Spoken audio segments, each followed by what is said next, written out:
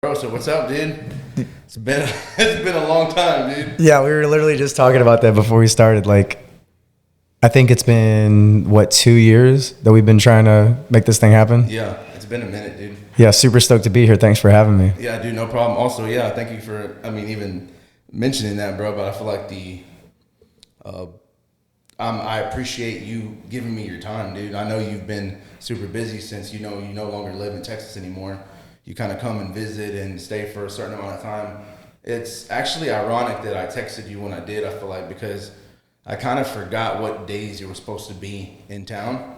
Like, I remember we talked about it, like, I don't know, maybe 3 or 4 months ago or something like that, whenever you had posted something on Snapchat, and I seen it, and I was like, damn, like, I agree with everything that you're saying, dude. Also, like, when will you be in town? And I think you said, I thought it was going to be July, but no, dude, I happened to message you, and you're like, I'm actually in town now, bro. And I was like, oh, shit, that works out great. Yeah, no, it was, honestly, man, like, these last couple months have been super hard to plan out. Like, I didn't even know when I was leaving Hawaii. Like, I didn't have, like, my official departure date up until, like, the middle of April. So, like, everything is up in the air in my life as of late, like, with my career and, like, moving and stuff. But, yeah, so tomorrow, like, I think I'm leaving at like 8:30. Like, I'm eastbound and down to Charleston. Like, I'm out of here. Oh, wow. Yeah. To Charleston, is that where, like, are you going to be stationed out there now, or? Yeah. No, I'm going to be stationed out there for probably like 2 to 3 years, and then couldn't tell you where's next. That's crazy, dude. We actually, I think, have all right, correct me if I'm wrong. I don't really know like that, dude. But Charleston's in South Carolina? Correct, yeah. Okay, so we have a buddy that's, it's my girl's coworker. Okay. He's in the Coast Guard as well, and he actually just got relocated to Charleston, South Carolina. What's his name? I don't know his last name, bro, but I know his name is Zach. Do you know like what unit he's at by chance? Nah, dude, I haven't talked to him enough about that personally. Mm-hmm. Usually when I see him, it's just like, hey, how's it been? We're just kind of catching up. Yeah. But you got to get back to me on that. Let me know, because like the job I'm going to take, like, I know a decent amount of people out there, so I would be curious to know if like one of my counterparts is his supervisor or officer in charge of that matter. I wonder if like, are you able to find out if like who's coming from Texas being relocated to South Carolina or no? If somebody gave me a name, like, I could figure it out, but like I don't have like access to like a database to figure out like, okay, like these people are coming from A location to B location, you know. But like if you gave me a name, like I could easily find out like where they're going. I don't even know his last name, bro. Yeah, get up with me on that. We'll have to figure it out. Dude, that'll be interesting for sure. Right on. But also forgot to, guys, this is old high school friend, bro. Even junior high probably. Yeah, way back when. Yeah, dude, junior high. Baker, really? Baker, I think so. Were you a Grizzly or no? Yes, I was. No, I was a Polar. My fault. Okay. My parents thought I was smart enough to go to those like pre-AP classes, and I got my freaking muffin cap peeled back. But man, y'all give it up for Cade Campese, guys. Yeah, man. Blessed to be here. Thanks for having me. All right, man. Well, I kind of wanted to just, obviously we jumped right into it, but what I was going to talk to you about was how have you been since high school?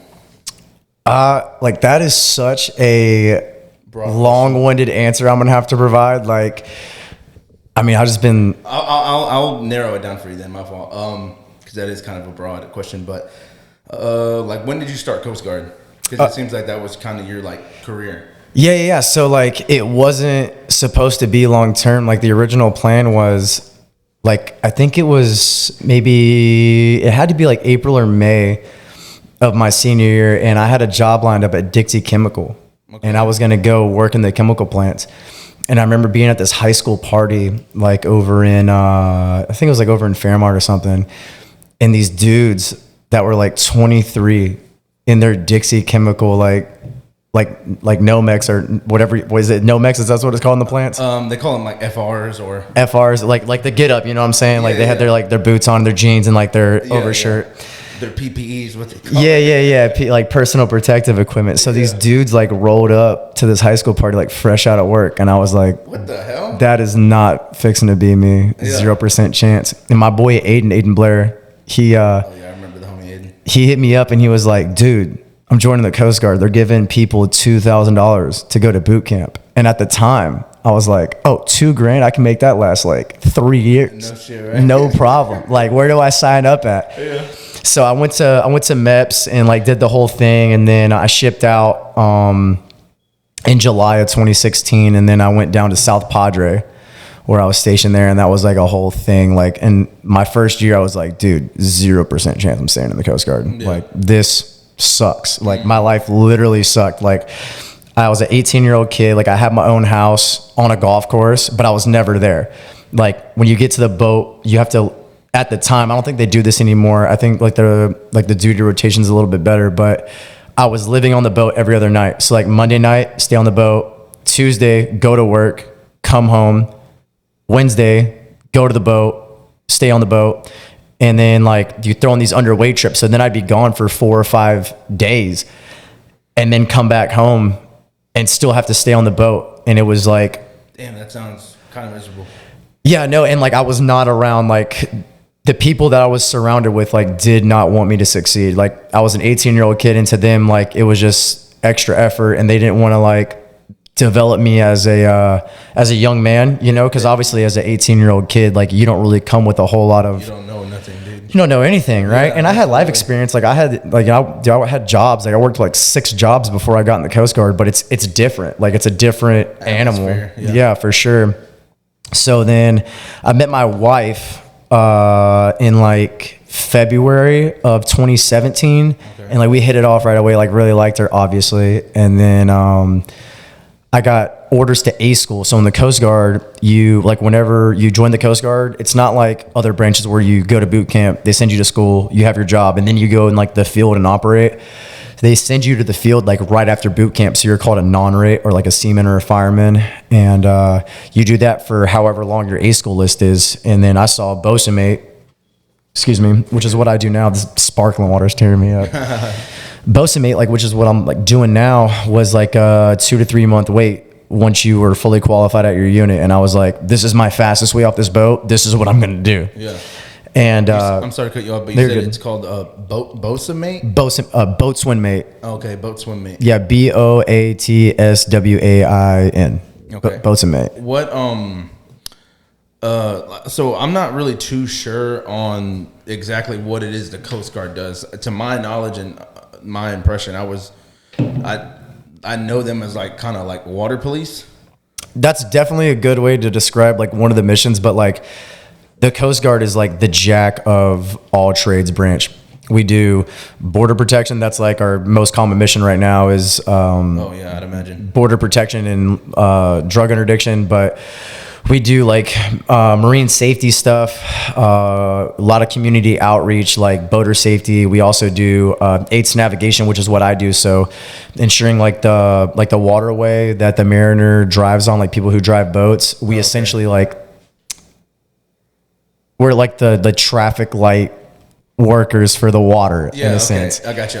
Y'all kind of help navigate it, make it go a little bit smoother in a way. Yeah. So like we just assist the mariner with these like signals that like help them stay in good water. And then obviously search and rescue. Like that's the Coast Guard's primary mission, but we're kind of slowly venturing away from search and rescue to drug interdiction and migrant interdiction. Like that's like the 2 hot topics right now, obviously with like our current presidential state. Yeah, absolutely. But yeah. Okay, so I mean that clears that up. Yeah. I would say, and how long have you've been doing it for? What, 10 years maybe? Yeah, it'll be 9 years in July. Okay, 9 years. Man, dude. Okay, so at first you said that you didn't think you'd be in it that long.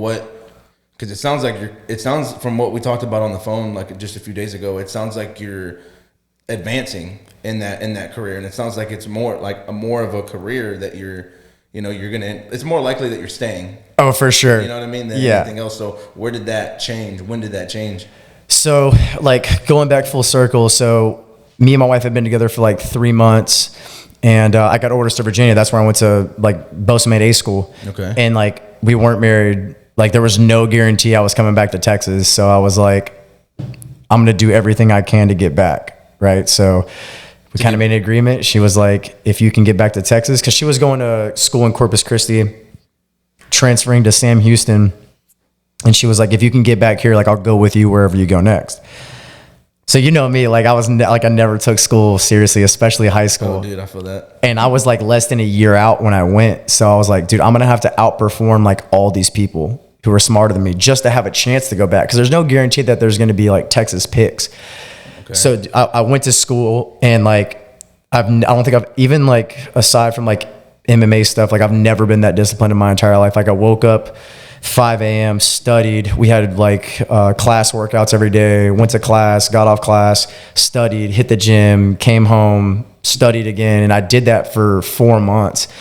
And I think halfway through, like we got our picks and there was 5 Texas picks on there. So I knew I had one locked in, but the one I wanted really bad, and it was like God's plan 100% that I didn't get the job that I wanted. It was a station down in Freeport and I really wanted it. But the other guy that I was competing with, we were about the same in grades. And the way it works is like, so let's say me and Johnny, right? Let's say we both want to go back to Texas per se.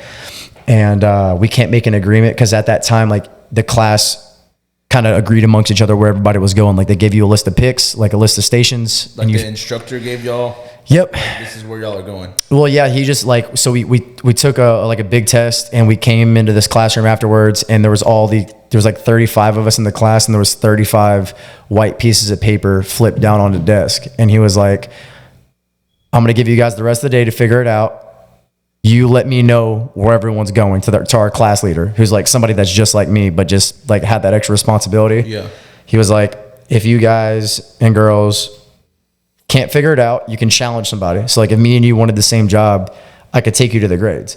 And if I beat you, I got that job. But if I lost, I don't get to just go pick whatever job. I get whatever job's left over. Oh shit. So I didn't even want to risk it.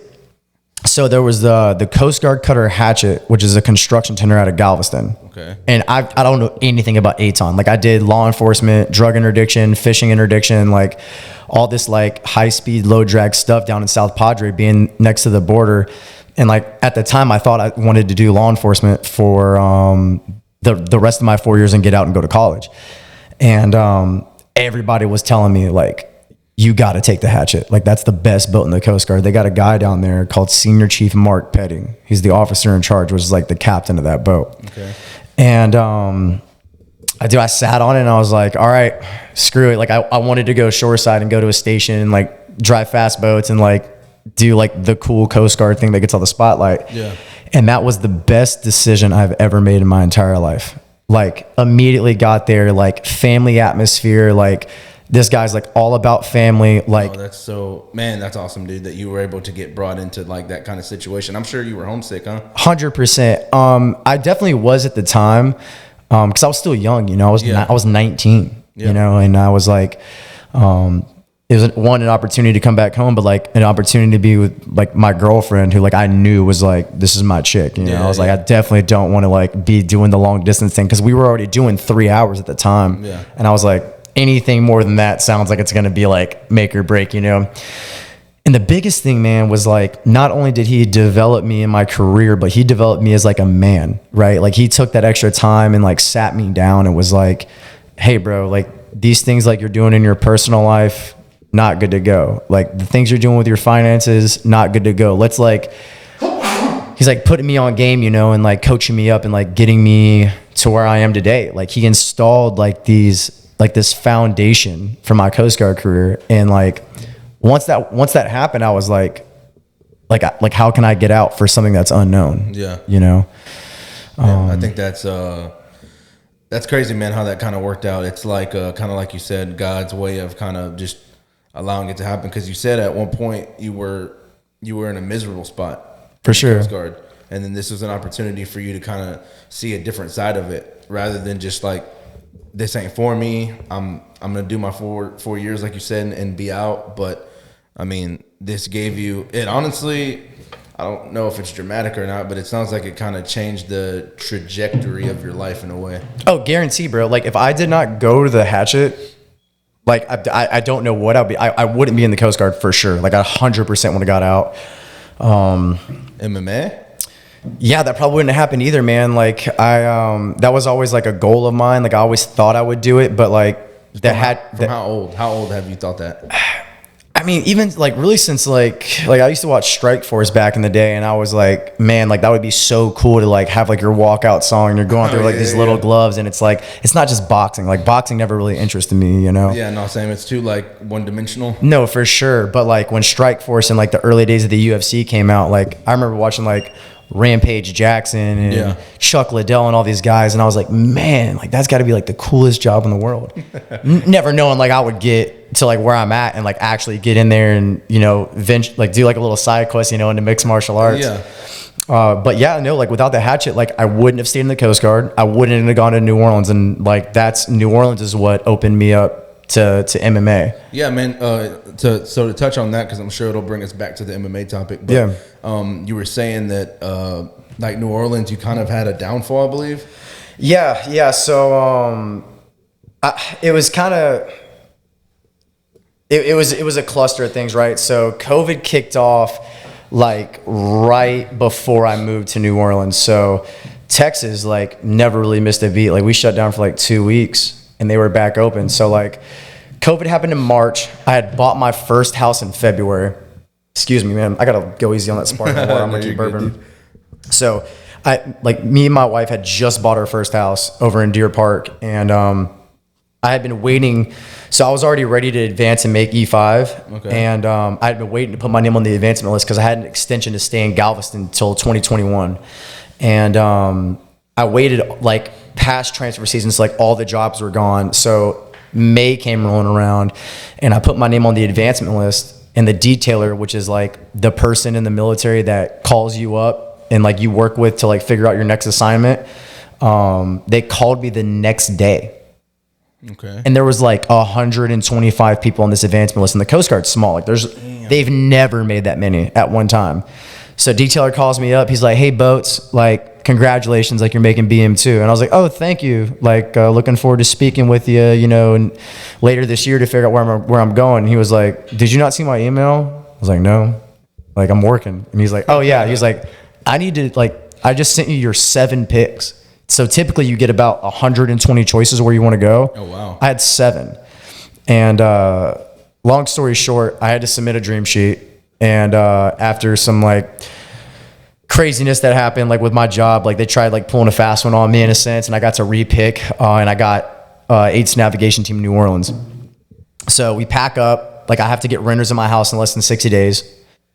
Oh my God, bro. Just already where you're going with that, dude. It sounds like it's putting you in such a tight spot. You know what I mean? Is that how it happens every time you have to relocate? Not typically. Like I knew I was going to Charleston back in January. Yeah. So like I had. Oh, you had time. Okay. Like more than enough time. And they try to do it like that. But sometimes like with advancements and like where the Coast Guard's at, like unfortunately, and there's no way to get around it. Like the Coast Guard does try to do a good job to prevent things like that. But I just pulled the short straw in this scenario. So do they pay for it if that's the case? Oh yeah, they pay for everything. They pay for your hotel, your per diem, food, like and the relocating, the movers and yep, stuff? Everything, bro. Like oh wow. So there's 2 ways you can do it. So you can move your own stuff, like you can rent a U-Haul and then they pay you to move your own stuff, or you can just do a household goods, which is where the government contracts a moving company to come pick all your stuff up and you're hands off. And are you like from that moment, you're like, I'm going to work, and then by the time you get back, everything is halfway out of the house, or so typically you have to pack everything up. And then no. So like if you do like a government move, like they move your stuff for you, like you don't do anything. Like they tell you not to pack anything. So typically, you know, your boss or your supervisor will give you, you know, 2 or 3 days off so you can go home, handle that stuff. And then usually right after household goods, you go on leave and take vacation time before you go to your next place. So, we did it, and it was like it was a struggle, you know, obviously like trying to find renters as like a brand new homeowner with that quick of a turnaround time was a bit of a stressor, but we figured it out, and, they were not the best renters, and I'll save that for later when we talk about like the downfall, you know? Yeah. So like a year before I advanced and moved, I lost my Nana, who was like the most important person to me in my life. Like she raised me from the time I was like 8 years old, and she passed away. And then like a really good buddy of mine, my late friend Rudy Christopher, like he had just been diagnosed with brain cancer. So like that and COVID and like all the other stressors of like just being in the Coast Guard and like moving was kind of weighing me down. So like I went to New Orleans and like I'd already been like gambling a bit, and I'm sure you've seen it on Facebook. I could post about it sometimes, you know. But like went to New Orleans, bro. Like just got on the sauce, like super bad. Like drinking every day, gambling every day. Like was not being productive in my career whatsoever. Like not maintaining like any sort of like physical fitness routine.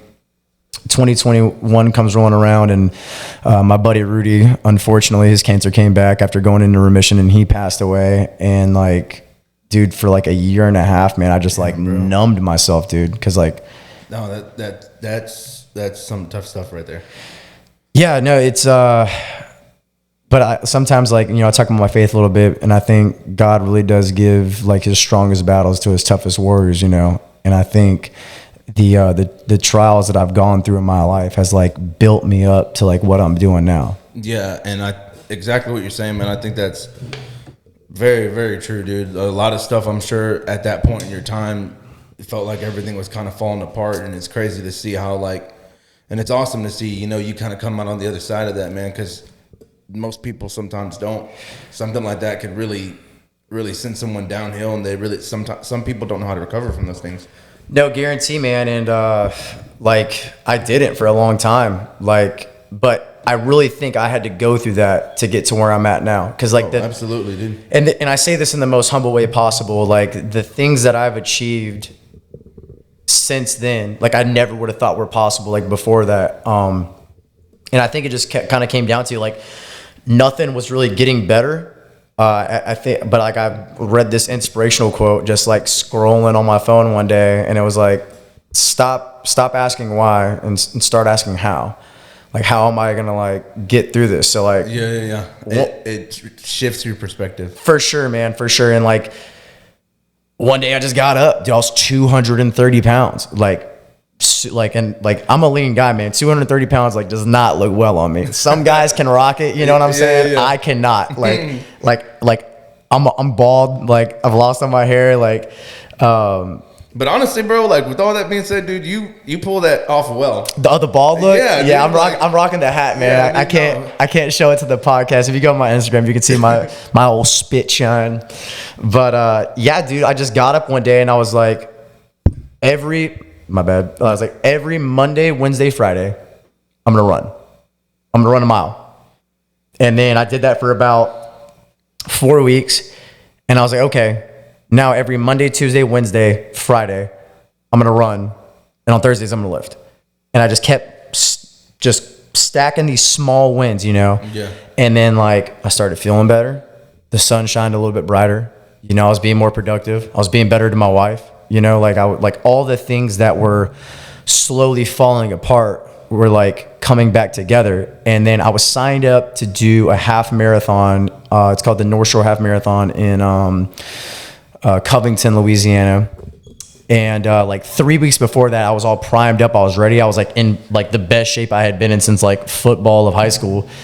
And man, I was watching UFC, and I was like, man, I don't think any of these guys are like super athletic. Like they're not like athletically gifted. Like these are just guys that worked really hard at what they do. Yeah, I'm gonna try it out. And a year prior to that, like right when I got to Louisiana, I had called this gym over in Picayune, Mississippi, which is about 20 minutes from where I lived at in Louisiana. And I had called him up like right when I got there and told him I was gonna do a trial class, and I never did because I didn't have the courage to. Because like you were too afraid? Yeah, I didn't want to go in there, and I was scared of like getting beat up. Like I was scared of like not being in shape. I was like, you know, I didn't think I could do it. You know, I was like, that's not for you, you know. And I called them back, and they actually remember me. They're like, yeah, we talked like, you know, a year ago. Just come check us out whenever. Oh, wow. Yeah, like they remember my name and everything. They're like, first week's free. And dude, from there it was like out the gate. Dude, first day. Like I walked in day one, and I thought I was in good shape, and then I realized like what MMA shape is. Oh yeah. Two completely different things. Yeah. And they were sparring that day, and I was like, hey, like, do y'all care if I spar? Like I'd like to spar, and I know most gyms like you got to be here for a certain amount of time. And they were like, nah, man, if you think you want to get in there, like get in there, but like all these guys are in camp. So just like protect yourself, you know, and like make sure you communicate if you're hurt or you're uncomfortable, because these guys are getting ready for fights. I was like, all right. Damn. And dude, these guys wore me out, dude. Dude, I would have been like, you know what, I'm good. I want spar today. I buried down and got off in the mix and banged with him, but like, dude, like the new guy was like just like wrecking me. Yeah. And then like that's when I realized like how important like jiu-jitsu and wrestling and all that, because I've always been like scrappy, you know, like I was never like a stranger to a fist fight, but dude, it's so different. Yeah, it's so different, and like the cardio aspect behind it, like, oh, dude, I'm sure. Dude, there's nothing more scary than being tired and defenseless and having somebody that knows what they're doing on top and you just like punch in your face. It's not fun, bro. The way you put that, dude, that's like yeah, no, dude, that's how some people are like, man, like I think I could beat up, like, so like they're talking about how they could beat up UFC fighters and stuff like that, maybe, but never. Yeah, I'm like, nah, dude. Like, even if these guys look like someone like, I believe it's man, who is it? The dude from Houston. It's not Mark Lewis. Derek Lewis. Derek Lewis. Like someone like him, bro. What? No, dude. Like that guy would for real kill you. Like, yeah, like no the worst.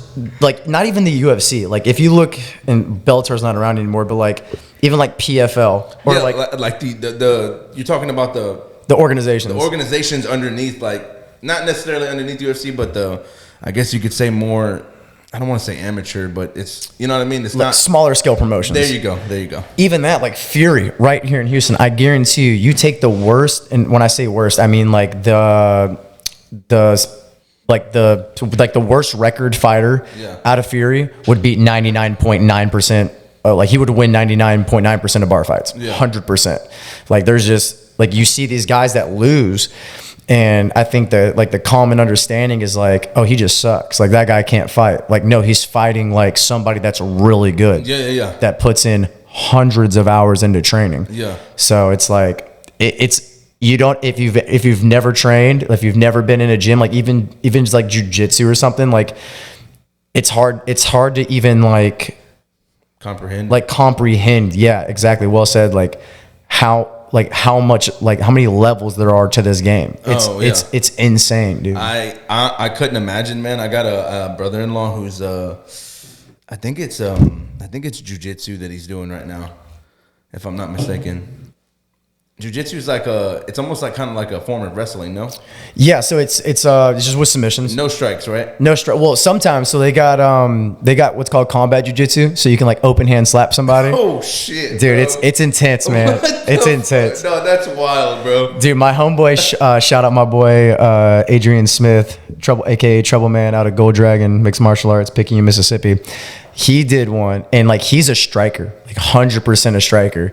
And this purple belt, which is like relatively high up the like jiu-jitsu ranks, didn't have an opponent for combat jiu-jitsu match.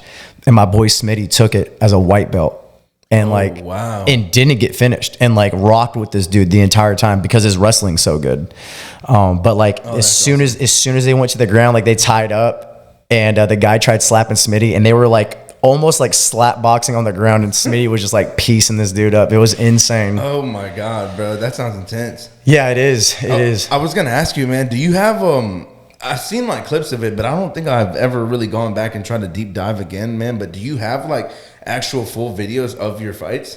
Yeah, so 2 of my fights are on YouTube. The kickboxing fight I did is on YouTube, and then my official MMA debut is on YouTube too. Both are full fights. Send me if you can, dude, send me the links to them after we're done with this, dude, so I can put them in the episode so people could just click on it and it'll take you right to it. For sure.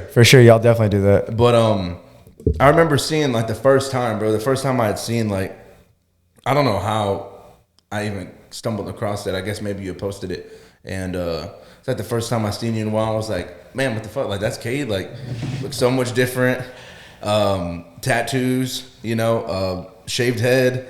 I was like, oh man, this guy is, you know. And then you're fighting in MMA, and I'm like, I didn't know if like you were still doing Coast Guard or what the case was, but you know, I'd seen the fight, and I think you won like pretty quickly, if I'm not mistaken. I can't remember what fight this was. Yeah, so that was technically my second MMA fight, but it was my MMA debut, my amateur debut. Yeah, and I finished him in the first round. Yeah. It was intense. So so that was your second one, you said? Yeah, so I did an underground fight, what's called a smoker. So it's a non-sanctioned MMA bout. I did that at Tim Crater's gym in Lafayette, Louisiana, against a really tough guy. And like we went the full rounds, and there's no winner. So like after the fight, like they raise both guys' hand, and you're wearing shin guards, but like it's still the small gloves. Yeah. Like people get knocked out in these things all the time. Like, shit, okay. And like you're not going in there to like touch each other. Like it's a real fight. Yeah. But there's no cage. So like you're just at this big open mat, and they have spectators there. So like it's a fight, but it's just not sanctioned, right? There's no winner or loser. Yeah. It's still like it's kind of like getting your feet wet a little bit. Yeah, 100%, 100. And I'm super glad I did that before my debut. What did you? So that was you said before your debut. So that was your second match, you said? Yeah, so my debut was my second fight. Technically, the smoker was like the first time I got in there against an opponent. Okay. And like fought with one another. Okay. And was this was a yellow, like, I believe it looked like maybe yellow mats, or there was a yellow like wall behind you? So that's my gym. So like that's where I trained Okay, I'm getting that mixed up at then. in Mississippi. Yeah. When I made my actual debut, like it was in a cage with a packed house in New Orleans. Like, dude, I think there was like 3,000 people there. Like, Wow. And maybe I'm over exaggerating, but that's what it felt like. Yeah, no, dude. In that moment, you're like, that's another thing I was gonna ask you, dude. Was like in those moments when you're like, how long did you train before the fight, and when it came up, how were you feeling about it the closer it got? So like, I trained 4 or 5 days a week in or out at camp, at least when I was like in, New Orleans. Obviously I got like the baby now and stuff, and I don't train as much as I like to, but I still, train a couple times a week. Yeah. But so you train regularly, and when they get you opponent, you go through a fight camp. So my fight camp was 10 weeks. Okay. And like, it's so much different than just like regular day-to-day training. Like, so I started camp at I think I was like 180, maybe 179, and I had to make weight for 155 in 10 weeks. So your diet's like super dialed in, training gets ramped up, like strength and conditioning, like everything you do in your life revolves slowly around MMA, like getting ready for that fight. Oh, dude, I believe it. And like to answer like part of the question, like, dude, I was terrified. Like I did not want to do it. Like I tried finding any way to get out of it. Oh. Even after doing it once before. Yeah. Like I was just like, because what was it?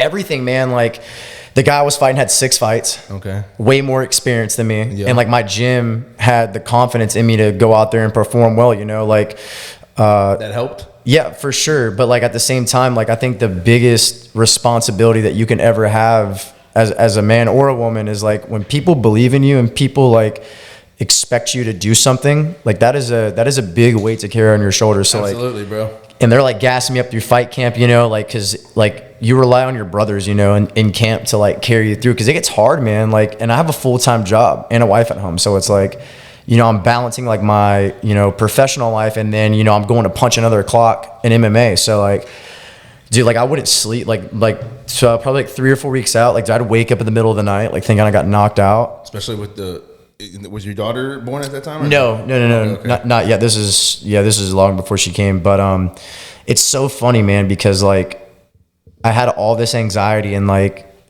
self-doubt. But once I got to the weigh-ins, like we did the face-off and stuff, I was like, oh, he's human just like me. Yeah. And then it kind of settles. And then fight day comes and you're like, we're here. Like I've already put the work in, the work's done. Even if I go out there and get starched in the first 30 seconds of the fight, no one's going to be able to take this away from me. Like I was disciplined for 10 weeks. Like I sacrificed for 10 weeks. I said no to fun for 10 weeks. Yeah. And that your shoulders start getting a little relaxed. You're in the back. And like, dude, my first MMA fight for my debut, like on a promotion, was an absolute shit show. Oh man, dude. Like I was supposed to fight so the card kicks off at 7. I was the third fight. They had this because like you have to like go through the state commission and the athletic commission, and then like do all this like paperwork and blood work. So like they messed something up, and like the whole card got re-racked. The card didn't even start till 8:30 at night. So I had been in the back, like thinking I was going to fight for like 2.5 hours. Oh my God, dude. So then they came back, told me that I was getting ready to go. I was getting warmed up, like getting ready to go. And they're like, hey, relax. You have 5 more fights to wait. Because we're putting you to the co-main event because we only have 3 MMA fights tonight. Oh, wow. Yeah, they had to like switch a bunch of stuff to kickboxing. So by that point, I was getting irritated. I was like, oh my God, like I'm just trying to get this. Like I would have already been over and done with, you know? Yeah, exactly. And throughout the entire time you were just working myself up, dude. Yeah, dude. Like even like putting just unnecessary stress on your. For sure. You know what I mean? Like it's fatiguing you at the end of the day, and it's like, bro, oh, dude, I could see how that could be annoying. Dude, I didn't fight till like I think it was like 10 p.m. Like it was late at night. Damn. But like what the biggest thing, like, and I was a little nervous in the back, and like from the moment you got there, like I was gonna ask, like it almost sounded like there were no more nerves, but were there still nerves prior to like getting in that cage? For sure. Like I was definitely like hyping myself up like all day, and like the nerves like went away. Like fight day completely went away. Like dude, all my homies, Aiden, my buddy Xavier and Vincent, like they all came out to support me, you know, and like win and lose or draw, like we were gonna turn up afterwards. So yeah. Like that already kind of put me at ease, like just seeing my friends. And then like I'm in the back finally when it was time to go. I was cracking pads like in the back, like getting a sweat going, because like you don't want to go in cold, right? So like you get warmed up and like do like some drills, and like, you know, you might spar one of your coaches or your teammates just real light, you know, just kind of getting your timing right. And it was me and my coach Josh, and like the walk you made was through this massive pavilion. So it was probably like a 4-minute walk to like behind the stage, like the curtain where you're getting ready to walk out. And he can see I was nervous. And he was like, he just looked at me, he's like, bro, what are you nervous for? Oh, he already knew. You didn't tell him. No, yeah, he knew. Everyone's nervous, dude. Even these pros that like I know guys that have been fighting for 5 years, like multiple pro bouts, like do bare knuckle boxing, and like these guys still get nervous. So like me is my first time like going out in front of a big crowd like that. Like my coach already knew. And he just told me, he was like, what are you nervous about? You think this guy's going to show you anything that these guys, and he like pointed behind him. You think, yeah, he was like, you think this dude's going to show you something that you haven't seen before? And I didn't know, but everybody had been like waiting to walk out with me. And I turned around and my whole team was there. Oh man, dude, I bet that felt like that. Probably like a badass feeling, dude. Dude, the chains were off. I was like, hey, look, man, unless this dude completely knocks me unconscious, like I'm going out there to finish this guy. Yeah. And like my walkout music came on, and then like, what was it? It's The Rain by DMX. Oh. Yeah, no, dude, it's that's. Oh my God, bro, you want it? Oh my God, bro, that's. Yeah, I went to a whole different mode, bro. Like it was. It's hard to describe like the feeling you get like making that walk, because you know like there's no going back. Like they're playing your walkout song. Like it's like your hands are wrapped, you're warmed up, like and you're hearing that. Now I know only I can stop the rain. And then he hits that beat. Only I can stop the rain. Oh my God, bro. Well, what gets me is like she's got that chick on there. She's like, it's such a long train ride back home. Such a long, lonely train ride back home. And DMX comes in. Now I know only I can stop the rain. Man, R.I.P. though, real one, by the way. Yeah, R.I.P. my boy DMX, man. He like, was a great one. Yeah, dude, like his music, I feel like low-key gives me superpowers, man. Like I'm a whole different person. Like as soon as my stuff came on, like I come out in the crowd's going crazy, sparklers are going off. Like I see my name on the screen, and I see like my opponent was already in the cage, and I came out just like it's on, locked dude. In, okay. And then you go to the cut, man. They like do your stuff, and like the music's blaring the whole time, and I'm like, dude, it's time to go. Yeah. Like I pray before I go in the octagon every time. Get in there, and like me and him were tight. Like we were chopping it up before the fights. Like I'm gonna fight you regardless. So like I'm never gonna go in unless someone's like trying to disrespect me. Like I've taught every person I've ever fought, the 3 guys that I've like gone to war with. Like we have conversations before and after. Yeah. Like there's no bad blood. Like we're 2 guys that believe that we're better, and we're about to figure out who's who. Is it? That's definitely. I feel like the mentality you gotta have. But is it ever like I don't know. Like when you're talking to them, is it weird knowing you're about to like just try to fuck them up? There is like a decent amount of tension there. Cause like, you know, like tomorrow you're going to try to rip this guy's head off. Like freaking, oh my gosh, I'm drawing a blank on his name right now. I think his name was Tyler. Oh my gosh, what's his name? We're friends on Facebook. I can't believe I'm forgetting my debut opponent's name. Yeah. Okay. He must have got you pretty good. Shout out to my debut opponent, but that guy did not land a punch on me, dude. Oh wow. Okay. Damn. Yeah, he tried though. He tried. I ran through him, and like he had been out of the game for like 5 years, so he had 6 fights like when we were still in high school. Okay. And yeah, dude, he had been in the game a long time. Okay. A long time. And dude, when I came out, like I was not playing. And I came right at him. But if I wouldn't have finished him in the first round, like I'd have been screwed because I emptied the clip. Like I was so tired. Like after that, how long did that round go? I think I finished him like 1 minute and 36 seconds. Damn, and you think it was like Tip Hall, Tyler Hall. That was his name. Okay. Sorry, I had to get that out. No, Shout out Tyler Hall. No, you're good, bro. That's respect. Yeah, facts. But did you feel like you said you emptied the tank? Like, I mean, that was your first debut fight, you said, and it's kind of like a skill to be able to keep that endurance throughout those rounds. You know what I mean? Yeah, man. And like I was pretty winded after that, just because like you're fighting the adrenaline. That's the biggest thing. So fighters go through adrenaline dump. So like you'll see guys like even after they win, they'll be in the back like throwing up and stuff because like it's so much to. It's literally an out of body experience. Like it's real primed up fight or flight. Like it's crazy because like when you walk out, man, like you see everything, right? You see the stage, you see the crowd, you see the the sparklers, the music, the ring girls, everything. But as soon as the referee goes boom boom, go, it goes like this to this, and it's just you and him in there. Oh yeah, just tunnel vision, dude. And you're just like you're almost in like autopilot. That's what it was like when I got into that fight in 8th grade. Dude, I was looking for an opportunity to bring that. I was literally about to bring that up, dude. Bro, so Johnny out here talking about me being the MMA fighter. We had this kid named Alex come in from like this Baytown school. And this kid was like tatted up in like 8th grade. Like people were for real scared of this dude. And he tried checking Johnny in the bathroom, and Johnny wiped this boy's nose up, gave him the hands. Like, I remember I was walking out of class because the bell had just gone off, and I see this dude, like, coming out the bathroom leaking.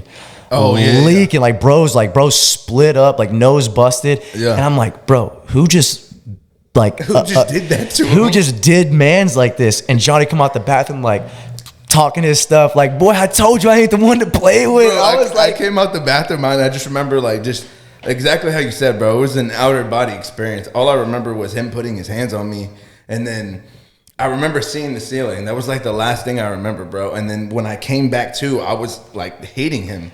So I didn't even really know what the hell I was doing, dude. Bro had to move schools. He couldn't take that L. He didn't even come to our high school. Oh no, he didn't. He left. Yeah, that was wild, dude. I was thinking about that on the car ride over here. I was like, I got to figure out a way to bring that up. I'm super glad you brought that up. Yeah, no, it's crazy because I don't ever think about bringing that up, but I remember, I went to junior high.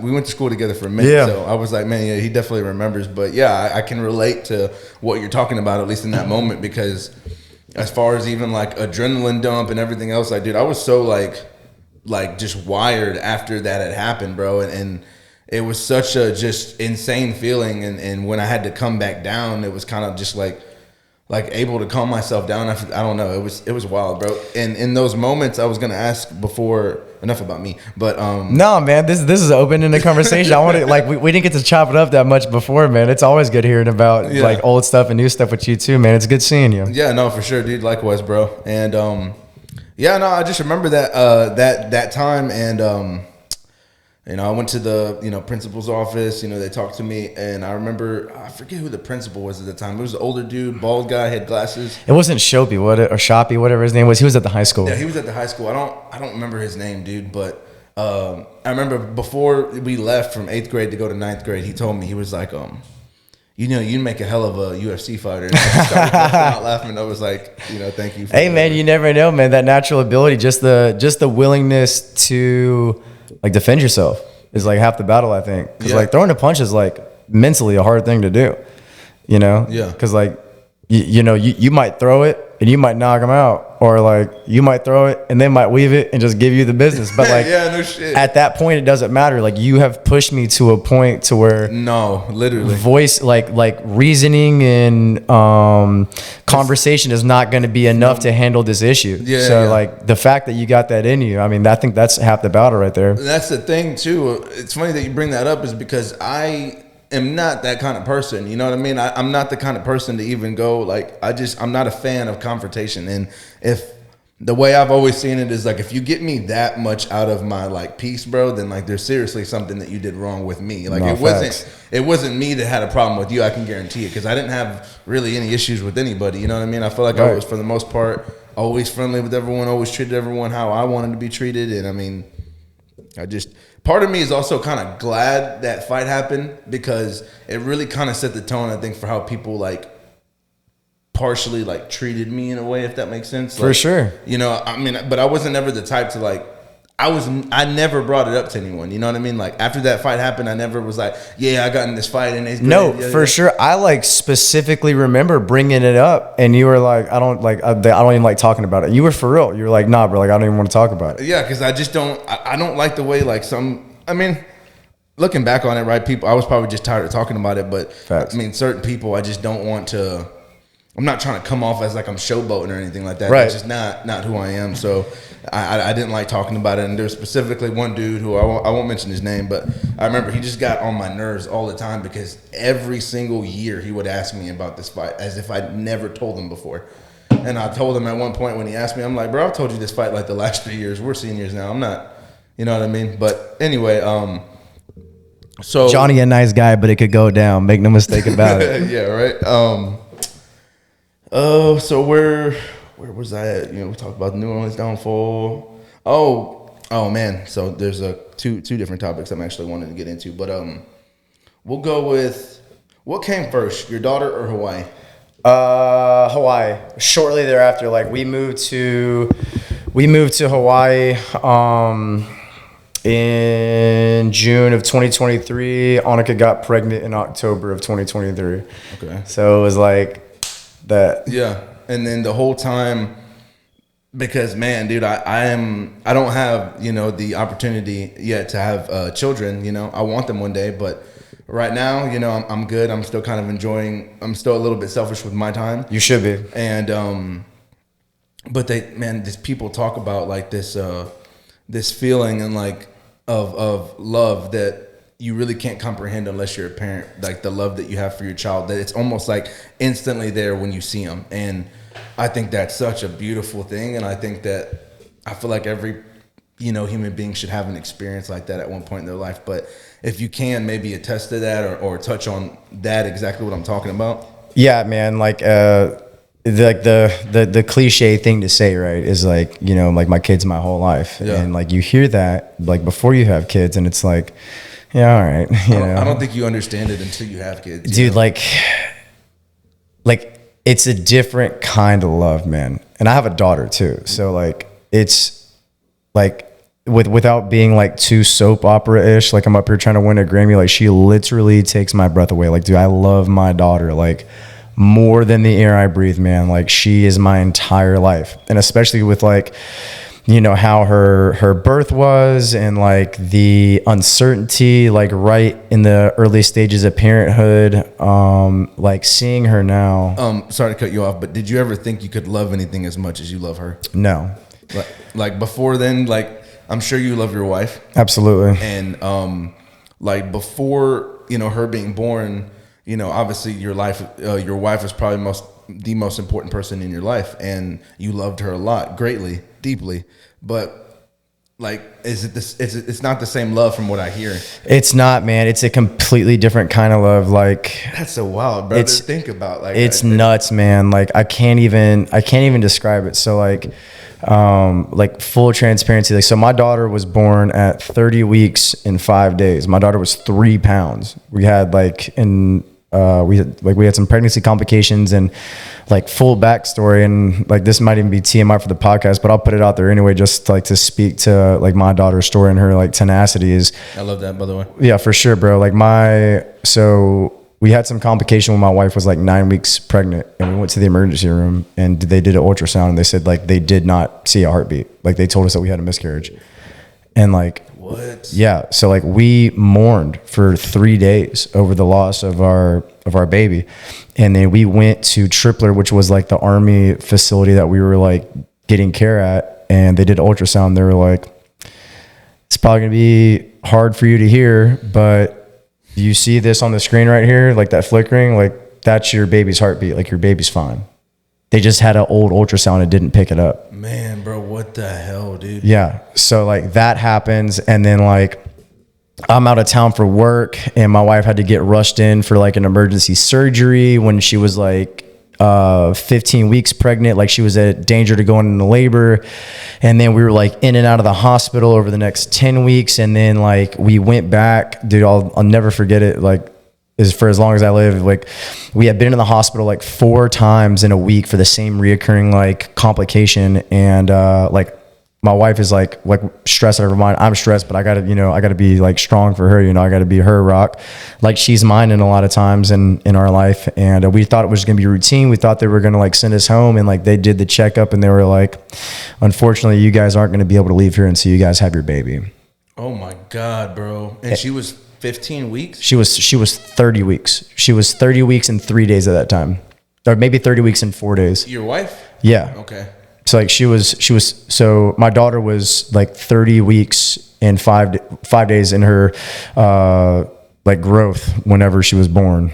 So did they know how long it was? Did they know they were going to have to try to have the baby at that point? Yeah, like there's a lot of uncertainty. Like like they said, it could be 2 hours, it could be 2 weeks. Like we don't know. Bro. So my wife was like pretty far dilated, and like the nurse came in, and they were just like, the nurse and the doctor came in, and they were like, look, baby's coming either tonight or tomorrow. We can do this one or two ways. Like we can induce you, and we can have the whole NICU team here to like have everything staged up for your daughter and her safety. I'm sorry to cut you off, You're bro. good. Can you see if that camera's still recording? Yeah. You're good. Okay, bet. Yeah. Okay, so you said they induced her?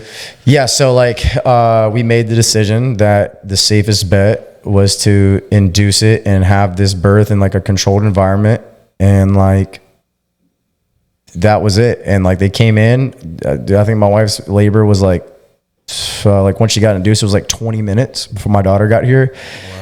And like when a baby's born that small, like it's very traumatic. Like you don't get to like hold your kid. Like you don't get to like I'm gonna spare the details just for the viewer, but it's a very traumatic thing to go through as even as the dad. Like, but for my wife, like dude, it floored her. Yeah. Like that's like. And like it's hurting you to see her hurt. For sure. And like that's my kid now too, so like I had to go with my daughter down to the NICU. And for those of you who don't know what NICU is, it's the neonatal intensive care unit. So it's the ICU for infants. And like day one, like my 3-pound daughter, who's like hooked up to, more wires than a circus and like a feeding tube and all these things, like they were just like, she's going to be fine. She's already just like killing it. Like day 2, like they were like, we could probably take her off oxygen and she could breathe on her own. So after 3 days, we got to hold her for the first time, and the NICU was hard, man. Like luckily I had some really good leadership in Hawaii. Like my boss was like a real big family man. So like I pretty much teleworked for like 3.5 months. Like when that's awesome of him, bro. Yeah. Cause I was at the hospital for anywhere between like 10 to 15 hours a day. Like we sat up there every day, all day with our daughter. Like just like, yeah, absolutely. Do you think that you would have had that same kind of like I don't know, I guess slack if maybe you were at the other station where you were stationed at in New Orleans? Yeah. I mean, like I'm sure they'd have hooked me up. I don't know if it had been as heartfelt as what I got in Hawaii, but I wouldn't have given them an option. Like I would have like absolutely figured, family first, bro. Yeah, absolutely. Like they would have like. You would have had no other choice. That's what you're doing. 100%. And like the hospital can always cut you orders to the military hospital, and then you can just work there, and your work day is like taking care of your kids. So it was going to work out regardless. But yeah, man. And then like, dude, she is just crushing it, man, crushing it. So like they were telling us all this stuff about how like, you know, she's going to be, you know, 2 to 4 months behind on like all milestones until she's 2, and expect this and expect that. And my daughter is a savage, bro. Like she is just up and running around and crawling around and talking and just like, she's a cute kid. I seen her just recently on your story. Thanks, man. Yeah, she definitely gets that from me. He said the pigtails. Yeah, dude, those pigtails kill me. My wife like does her hair up cute and like puts her in these like little outfits, man. And oh my god, it just like floors me. And I'm sorry to cut you off, bro, but I'm so happy for you, dude, that you have something like that in your life, man, and that, you know, God was able to work the miracle that He did. Because,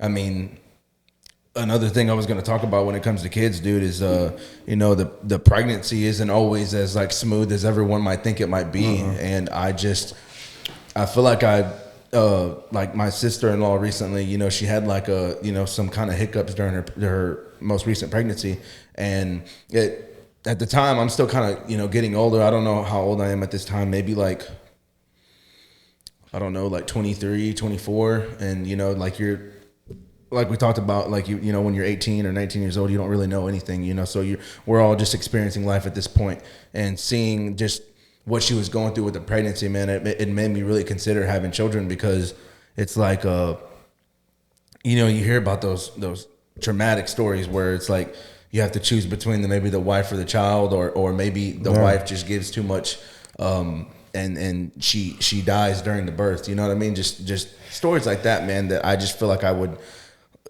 could not be able to handle, man. And yeah, it's a whole scary thing, man. So that was another thing I thought about when I had children, because it's like it's not something that's really promised. And I know it may seem like that, because I feel like, you know, you hear people have children all the time, but you don't really see what goes on behind the scenes if you've never been through a pregnancy yourself.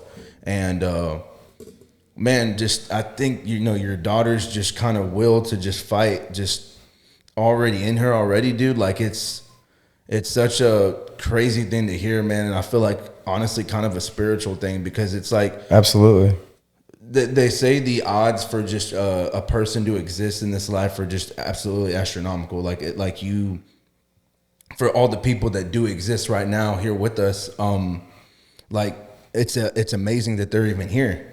And you know, when I hear that, and then I hear like stories like about your daughter, man, it's like, man, bro, it's crazy, dude. Like just how trippy and how fucking wild life can be sometimes, man. 100%, bro, 100%. And like, I think, like, you know, we talked about, like, you know, some of the things like I went through, like, you know, moving to New Orleans, and like the highs and lows, and like how that kind of propelled me to where I am now. Like it's definitely a like giant piece of my faith, as a believer of Christ, and like someone who's like genuinely trying to follow Christ in like everything that I do. And you know, if anybody that went to school with me or like knows like my past life, and were to hear me up here, like, you know, talking about Jesus and like talking about like my walk with faith, they'd be like, what is, like, that guy really? He's the one that's going to tell me about Christ, you know?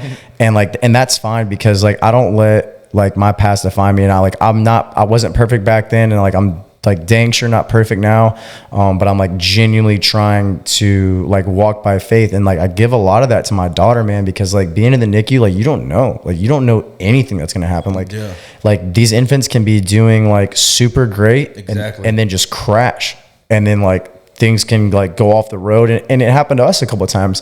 But every day that I went into that, and I've always believed in God. Like my Nana put me in church as like as a young child, but like really knowing what it means to like trust in the Lord with all your heart, you know. And like I always say, like in my prayers, you know, I'm like, you know, Lord, I just ask the things that I have control over, I ask to be graceful, and the things that you have control over, I ask to be faithful.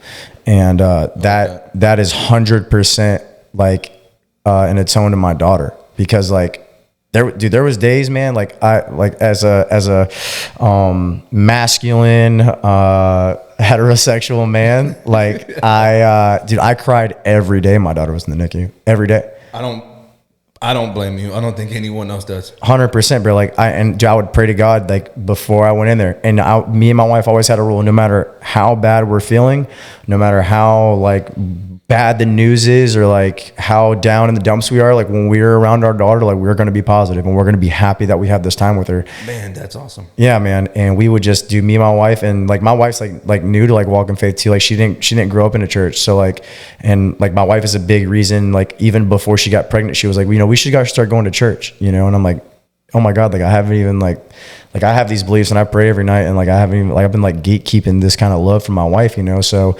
our faith walk is like a big atone to our daughter, man, because like I said, a lot of that stuff is unknown and you have to have faith in something, right?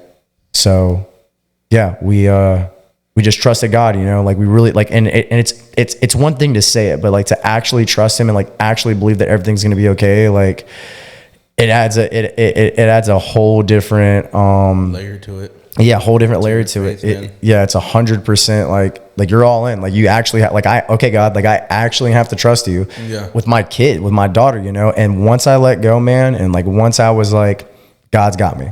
He's carried me through everything I've been through in my life, even when I wasn't asking him to. Like he's gonna deliver me from this as well, man. And like, dude, just like watching my kid, like just excelling in everything she does, man. Even as a 13 month old girl, I'm just like, thank you so much, God. Like, thank you for all the love and safety and security that you provide me and my family. And if you ain't heard it yet, man, Cade Campese is telling you right now, man, Jesus is king, man, and he's the only way to real happiness, and he'll set you free, 100%. I 1000% agree with you, bro. I would say my faith has definitely gotten stronger in like the last 3 years,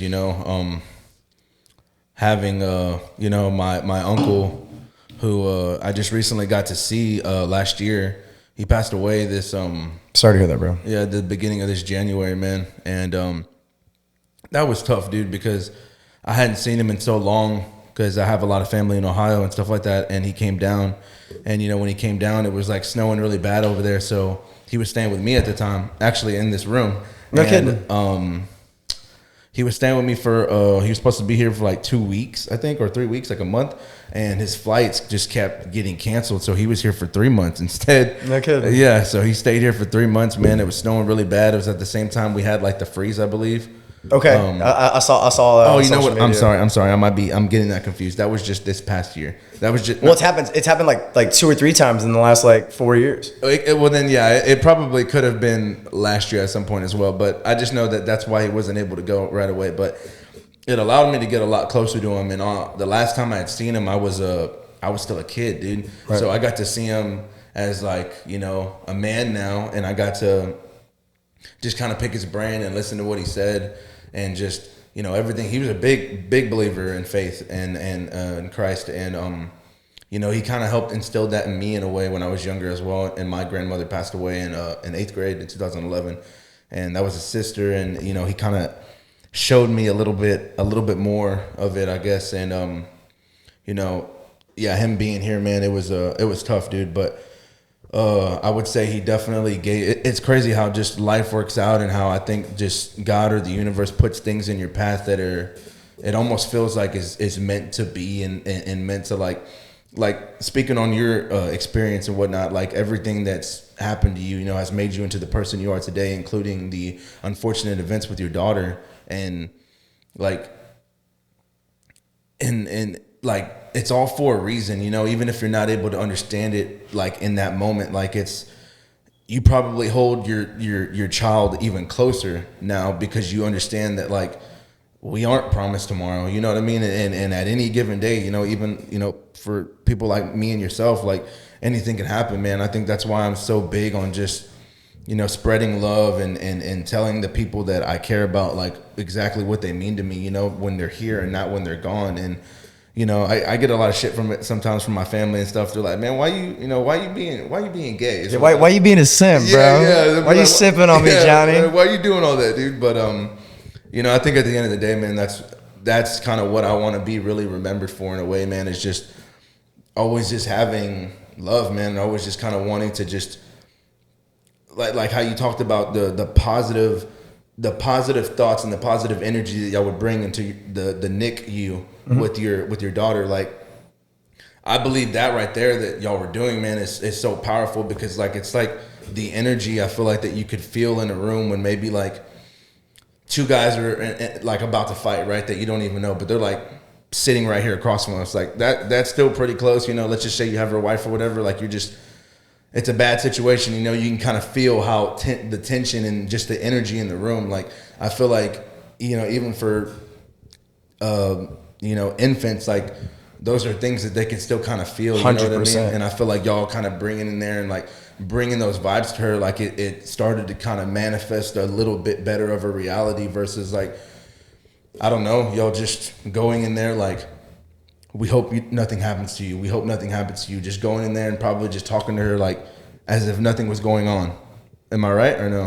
Is that kind of how y'all were doing it? Like, no, like we would just like when we would pick her up, man, like we would be, you know, happy, you know, we'd like feed her bottle, you know, or how much ever she would take. And, you know, we'd tell her how much we loved her, you know, and like just kept them positive vibes, you know. And this wasn't like, and we did this as much as we can, you know, and there were some days that, you know, like my wife would be like, hey, like, I can't be here today. I just can't. Like it is too hard for me to be here right now, and I'm not going to be able to force that positivity. So then that's when I got to be her anchor and her rock and be like, okay, hey, I got it. You know, I'm gonna stay here today, and you know, I'll be with the baby, and you know, I'll be positive. And then you know, a couple days go by, and you know, I have one of those days, and I can't be there. You know, and then that's when my, you know, wife's got my back. You know, and she's my rock. And you know, it was we were that brought me and my wife closer, I think, than anything. Like if we can make it through that, we can make it through anything. Oh, absolutely, bro. Like we've struggled, man, especially like being engaged at, you know, 19, 20 and like not having a whole lot of, you know, cheddar in the bank account, and like trying to like live this married lifestyle. Like it hasn't always been like sunshine and rainbows, you know, but like the one thing is for sure is like when it gets down to, you know, get in the paint and throw some elbows, like, dude, me and my wife are just locked in, bro. Like we will 100% work our way through anything. And like we did it in the NICU, and the harness, like the unfortunate thing is like my career took us to Hawaii. You know, we don't have any family out there. Like we have like some friends, but like dude, her parents aren't there.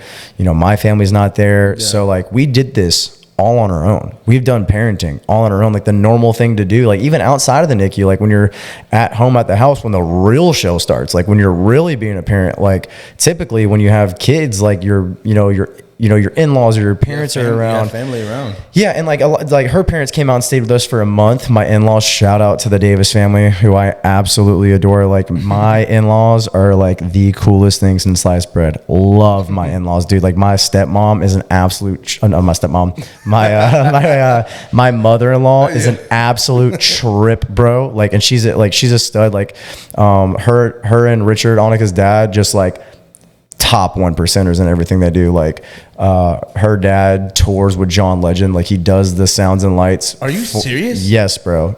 Yes. What? Yes. And like he toured with Jimmy Buffett for like 26 years before he passed away. Man, dude. So he's like, he probably loves music. Oh yeah. He's like a giant music guy. Like he sets up all the sounds and lights and mics and everything to do with sound, like for these concerts and stuff. He does it. He's done stuff with like Usher, bro. Like it's crazy. Like dude, that's wild, bro. That's so. Did he like? How did he? No, dude, I'll tell you. It's actually so funny, bro. So like I never knew like how he got into that, because like that's what I asked you. Like how do you land? Stumble upon that, dude? So bro went to college as a finance major. And he was going to be like a teller at a bank and like work his way up. But he did a summer internship as an elective for some sound company. And he had been like, he spent his summers like doing this at small scale stuff, like small scale bands. Yeah. Well, he had ran into Jimmy at like one of these places, and he wound up getting something, somehow, some way he got lined up with Jimmy and did one show, and they really liked him. And he's a black dude around like a bunch of these like old gizzard white guys, and this Jimmy Buffett's like the whitest band of like all time.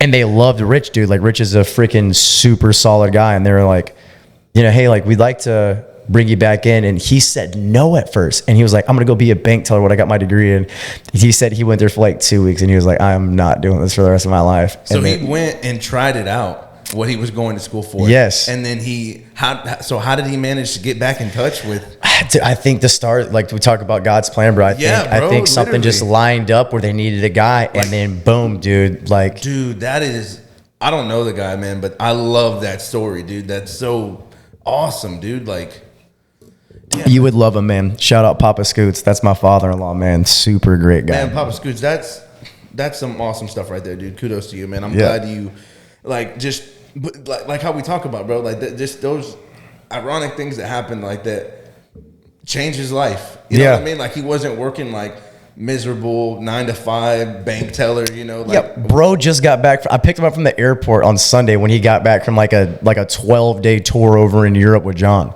Like, oh my God, dude, he's 100%. And like Wendy too, man. Like, she's a freaking savage. Like, she's worked for companies like Anadarko, like freaking what's the other one she worked for?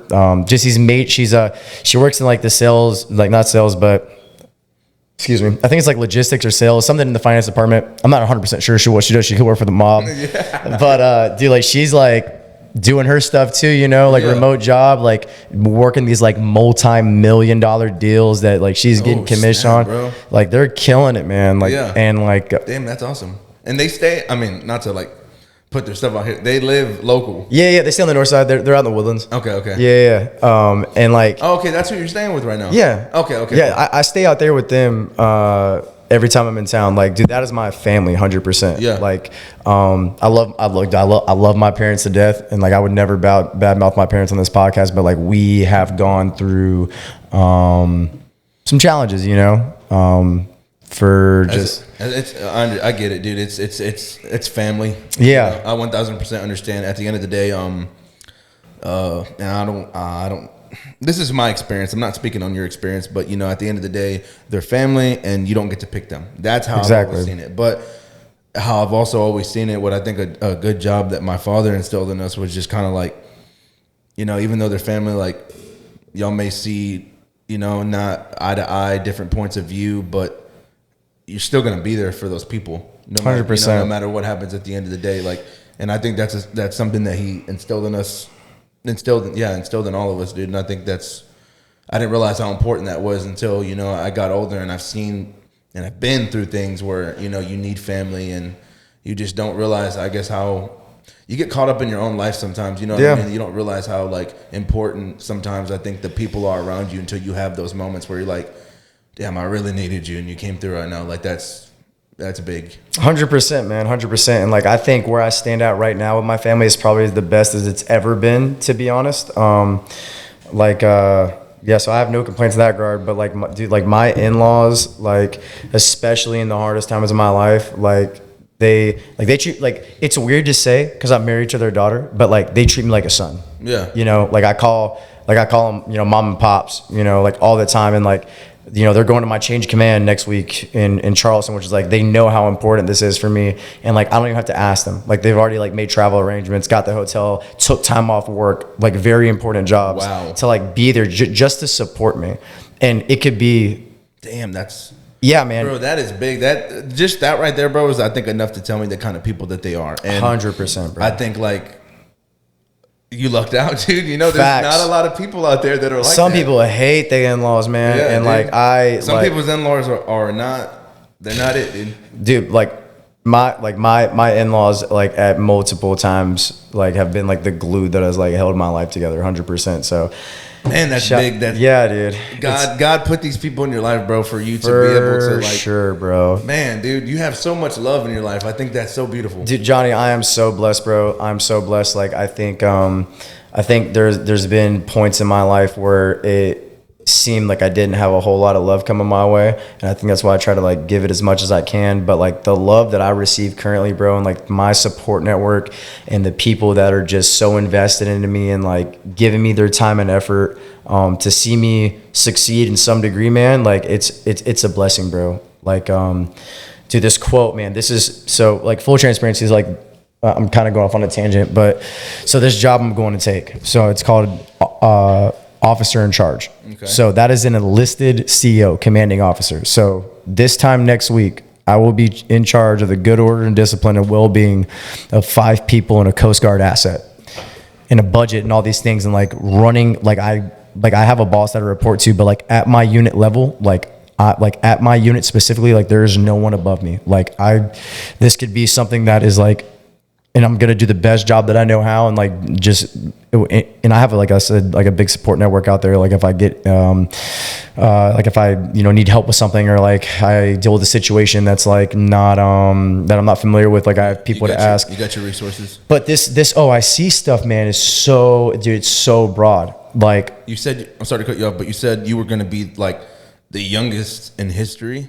That I know of. Like I can't like fact say that, but you're one of the youngest I'm sure that you've seen out there. The youngest I've ever seen, and I've been in 9 years. 9 years, and the people that I've talked to who've been in for 20 some odd years, they all say that I'm the youngest officer in charge in the Coast Guard that they've ever heard of. So that comes with a lot of responsibility, you know, because like just to like give you like some insight. So like I had to go through 2 extremely intensive hour and 45-minute interviews to take this job, and they just drill you on questions to like navigation rules. So like obviously I'm going to be in charge of training and qualifying coxswains, which is like independent boat drivers in the Coast Guard. So like my navigation rules, like rules of the road for the water, have to be down pat, like no room for error, right? Because that'll get somebody hurt. Absolutely. How to get like the right resources, like work life, like if someone's been sexually assaulted, if they've been harassed, if their family needs resources. Like the Coast Guard is really trying to like build this culture up of like taking care of our people,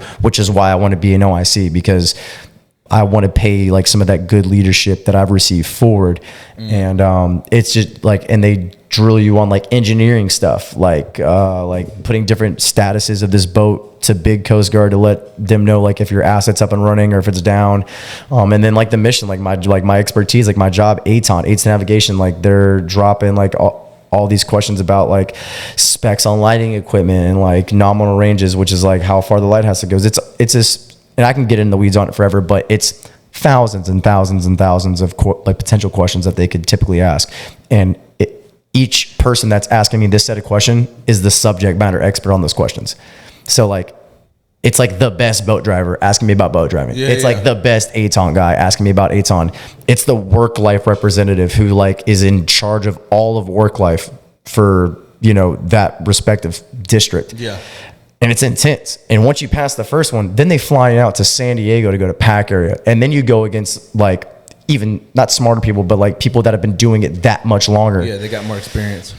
And I passed, man, and I got it like the first go round. And wow, the first go round. And like I know like Master Chiefs that have been in the Coast Guard for like 20 some odd years, and some of them, dude, it took them 10 times to get their certs. Wow, man, bro, that's like I think a testament to how far you've come in your life, bro, and what you've managed to put in. You're now getting out. You know what I mean? I never thought I could do, especially like this was always like the goal. Like once I realized like I wanted to stay in the Coast Guard, like this was always the goal, but I never knew like it was going to come this early. And I dang sure didn't know that like I was even capable of doing it. But this is what happened. And this is going back to my daughter, is my boss had been like in my ear, because I was XPO, I was second in command. So like I kind of understand like what the officer in charge does, And I was in the NICU with my daughter. We had found out that she had a category 1 brain bleed when she was born. Pretty like harmless in the grand scheme of things, but it can lead to other things, and it's uncertain, right? When you hear your kid has a brain bleed, you're obviously no shit, dude. A little distraught. Yeah, you don't think that's harmless at all. You think that's lethal. 100%. And so I come to the office. I hadn't been there in a few days. And there was nobody in there. My boss was in his office, dude. And I come in there just like bawling, dude. And I'm just like, because he's doing my job too, which is like a lot of stuff extra on his plate. But he does it for me because he knows I need to be there with my family. And he had been like dropping hints on me about, like I said, taking this board and like challenging the board to get this qualification. This is sorry to cut you off. This is Mark Petty. No. This is Timothy Owen. This is my OIC in freaking Hawaii. Okay. So go into his office and I'm like giving him the full spiel, and I just like I tell him how much I appreciate him. I'm like, dude, thank you so much for like letting me be there for my family. Like this could be a lot more challenging if I didn't have a good leader like you. So like when I get back to work, like I'm telling you, like I'm gonna repay you for all the things you've done for me, because you've been hooking me up. And he looked at me and he said, don't pay it back, pay it forward. that was it. Like I was like, I'm sitting. Like I have to sit. Yeah. 100%.